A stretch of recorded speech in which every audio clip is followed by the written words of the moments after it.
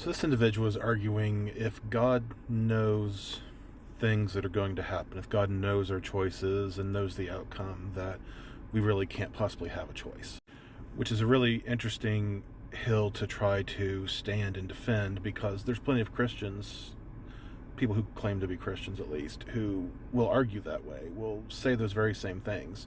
So this doesn't disprove Christianity in the ultimate sense. I'm glad we have some common ground with Asimov and the Foundation series and our love of science fiction. For everyone else, the Foundation series is this concept that this individual invents this science called psychohistory. It's a very materialistic, deterministic kind of philosophy, but if we just had enough computers to make enough calculations, or maybe Selden did the calculations himself, I don't remember. It'd be like if we had quantum computers linked together and we create an AI, we could predict world events or different planet events, different governments, when this dictator is going to be overthrown and all this. So if you had enough calculations, you could figure out the basic trends, and it's kind of a social and historical mapping of things before they happen. Now what's important is only the members of the Foundation know the predictions. Because if everyone in this country knew that the government was going to be overthrown 10 years from now, then that could possibly affect the outcome. That's not really what's going on. We have certain people who know what's going to happen because they've predicted it, they've done the calculations, and we have these things going on. Now in the book, there's deviation from the norm. Sometimes things don't pan out as we think they were, and it's not exactly like pruning like the MCU. Like, you can't go back in time or change the timeline. You just have to maybe step in and put some propaganda in place. If the tyrant wasn't overthrown at this point, you try to get it done as quickly as possible to keep everything on the predicted path, on the right path. So say that this individual could link all these computers together and could predict with accuracy what's going to happen, and that knowledge is not shared with everyone.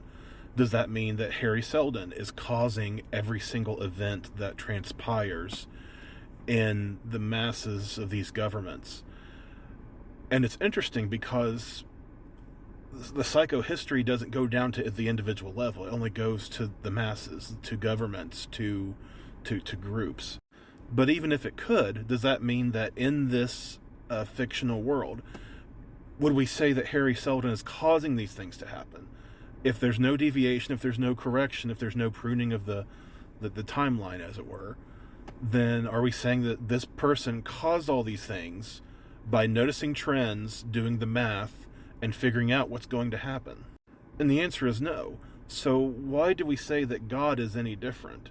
Why do we say that if God knows everything that's going to happen, every individual choice we make, why would we ever argue that God is ultimately responsible for it, or that God is ultimately not giving us these choices, or not granting these choices, or granting free will?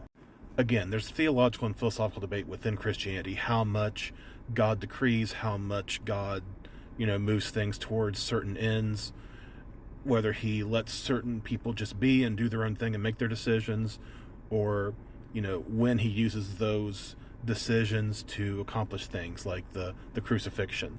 Paul even says, if these people knew that Jesus was the Lord of glory, the Messiah, they wouldn't have crucified him. They wouldn't have worked all the things that they did. So God allows the choices of ignorant and wicked people to accomplish his ends. God allows the choices of the righteous to accomplish his ends in spreading the gospel and spreading Christianity. Does he decree whether we have a cereal or a Pop-Tart for breakfast? Does he care about those decisions? Does he just let a majority of those things? Does he just leave those up to us? I don't know. But knowing that I had leftover stir fry for breakfast doesn't change the fact, or doesn't make him out to be the one who caused it. It doesn't mean that I didn't make that choice.